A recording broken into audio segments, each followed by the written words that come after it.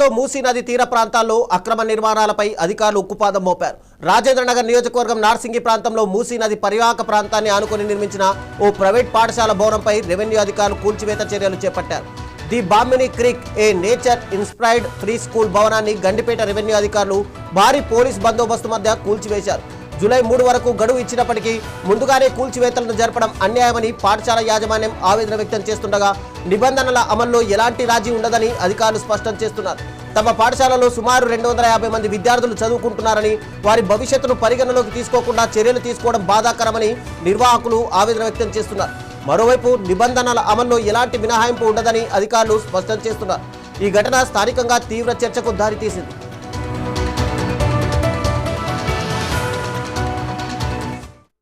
Notice వచ్చేసి illegal construction అని చెప్పి ఒక ఎడ్యుకేషనల్ ఇన్స్టిట్యూట్ని హైదరాబాద్లో తెలంగాణలో గవర్నమెంట్ ఎడ్యుకేషనల్ ఇన్స్టిట్యూట్కి హోల్డ్ ఇస్తున్నారు, టైం ఇస్తున్నారు. రాత్రి మిడ్ నైట్ వచ్చి నోటీస్ ఇచ్చి ఎడ్యుకేషనల్ ఇన్స్టిట్యూట్ని ఇట్లా వితౌట్ ఎనీ ఇన్ఫర్మేషన్ మొత్తం ఒక ఆర్మీ లెక్క వచ్చేసి ఒక చిన్న స్కూల్ అంటే ప్రీ స్కూల్ ఇదేమో ఇక్కడ ఏదో కోట్లు సంపాదించడానికి ఏదో బిల్డింగ్ కట్టని కాదు, ప్రీ స్కూల్ ఇది. విల్ షేర్ ద వీడియోస్ వచ్చేసి రాత్రి నోటీస్ వచ్చేసి I will share the media attachment ఇస్తాను. ఇల్లీగల్ ఎంట్రీ, గవర్నమెంట్ ఆఫీసర్స్ రాత్రి 2 o'clock కూడా పనిచేస్తున్నాను అనేది నేను ఫస్ట్ టైం చూద్దాను నా లైఫ్ లో. రాత్రి వచ్చేసి ఇల్లీగల్ గా ఎంట్రీ చేసి without any authority, without any intimation ladies ని కూడా తిట్టడం, తోసేయడం. అన్న ఈ స్థలం ఎవరిదన్న అసలు? జ్ఞానేశ్వర్ అని ఉన్నారండి, ఒక అభిలాష్ గారు అని సిన్స్ ఒక 10 days నుంచి మాకు ఈ ల్యాండ్ కావాలని చెప్పేసి మేనేజ్మెంట్ కి థ్రెటన్ చేయడం. అండ్ ల్యాండ్ ఎందుకంటే బికాస్ స్కూల్ ఎస్టాబ్లిష్ అయింది and suddenly they got some greediness.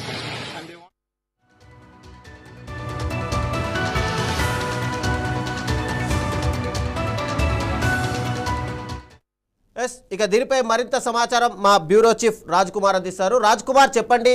The బామ్మిని creek a nature inspired free school అని చెప్పి ఒక భవనాన్ని మేము పెట్టుకున్నాం. 250 మంది విద్యార్థులు ఇక్కడ చదువుకుంటున్నారు.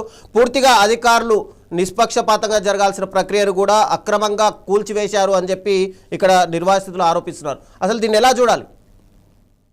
Right, good evening Ravichandra. Hyderabad Narsingi పరిధిలో మూసీ నది తీరాన్ని ఆనుకున్న ఒక అక్రమ కట్టడంపై రెవెన్యూ యంత్రాంగం మరియు హైడ్రా అధికారులు మరోసారి విడిచిపడ్డారు. దాదాపు 1 ఎకరం ప్రభుత్వ భూమిని ఈ యొక్క స్కూలు మూసీ నది వరద ముంపు ప్రాంతాన్ని ఆక్రమించింది. ఆ ఎకరం భూమిలో ఈ పాఠశాల నిర్మించినట్టుగా అధికారులు ఇటీవల గుర్తించారు. దీనికి ఎలాంటి అనుమతులు లేవు. అదేవిధంగా నదీ పరివాహక ప్రాంత రక్షణ నిబంధనలు తుంగలో దొక్కి ఈ యొక్క భవనాన్ని నిర్మించినట్టుగా రెవెన్యూ విభాగము గుర్తించింది. సో ఈ గుర్తించి కూల్చివేతకు సంబంధించి ముందే నోటీస్ ఇచ్చారు. ముందంటే కొంచెం ఎర్లీగా ఇచ్చినట్టుగా యాజమాన్యం చెప్తున్నప్పటికీ నోటీస్ అయితే ఇచ్చారు. శుక్రవారం నోటీస్ ఇచ్చారని యాజమాన్యం చెప్తుంది. 3వ తారీఖు జూలై 3వ తారీఖు వరకు మాకు సమయం ఇచ్చారు. ఈ లోపే అధికారులు హఠాత్తుగా వచ్చి కూల్చివేసినట్టుగా ఆ స్కూల్ యాజమాన్యం తీవ్ర ఆగ్రహం మరియు ఆవేదన వ్యక్తం చేస్తున్నారు. ఎందుకంటే ఈ స్కూల్ సంబంధించి దాదాపు 250 మంది చిన్నపిల్లలు చదువుకుంటున్నారు.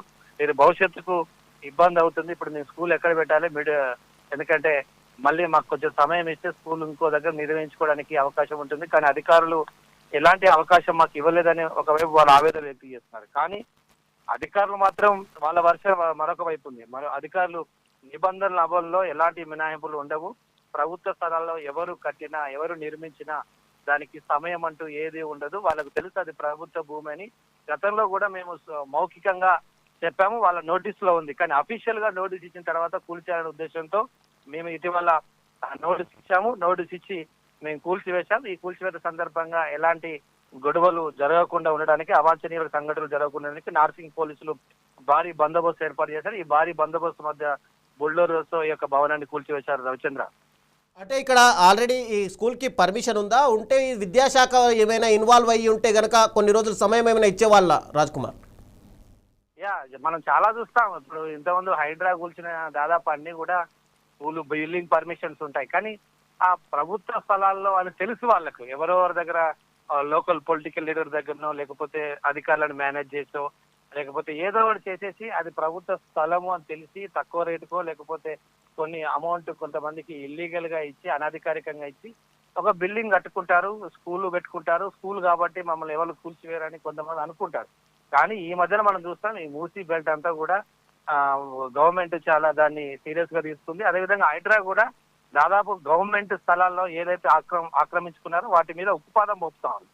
ఇది గవర్నమెంట్ స్థలం, పూర్తిగా యాజమాన్యానికి కూడా తెలిసి ఎలా కట్టారనేది అధికారులు పరిశీలిస్తున్నారు.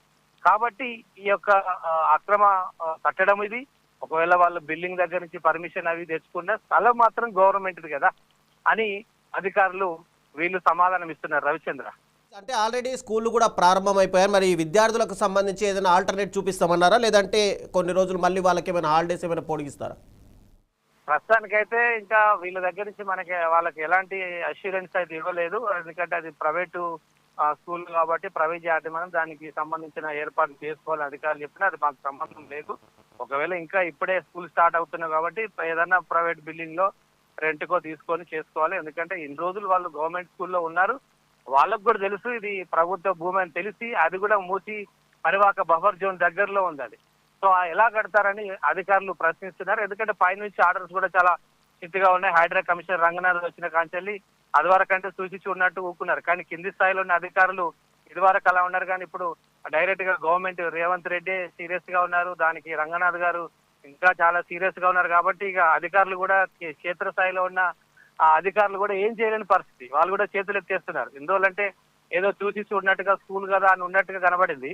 కానీ పైనుంచి ఒత్తిడి రావడంతో అక్రమ కట్టడాలు, తర్వాత ఈ యొక్క గవర్నమెంట్ స్థలాల్లో, తర్వాత ఈ బఫర్ జోన్ లో ఏవైతే ఉన్నాయో ఖచ్చితంగా చెరువులు, కుంటలు ఆక్రమించిన ప్రతి బిల్డింగ్ ను కూల్చేయాల్సిందే అని అధికారులు తేల్చడంతో పైనుంచి ప్రెజర్ రావడంతో ఎట్టకేళ్లకు కూల్చేసినట్టు తెలిసింది. దాని మీద ఇంకా అయితే ఎలాంటి అష్యూరెన్స్ అయితే ఇవ్వలేదు అధికారులు, స్కూలు షిఫ్టింగ్ కావచ్చు ఇంకేదన్నా. కుమార్.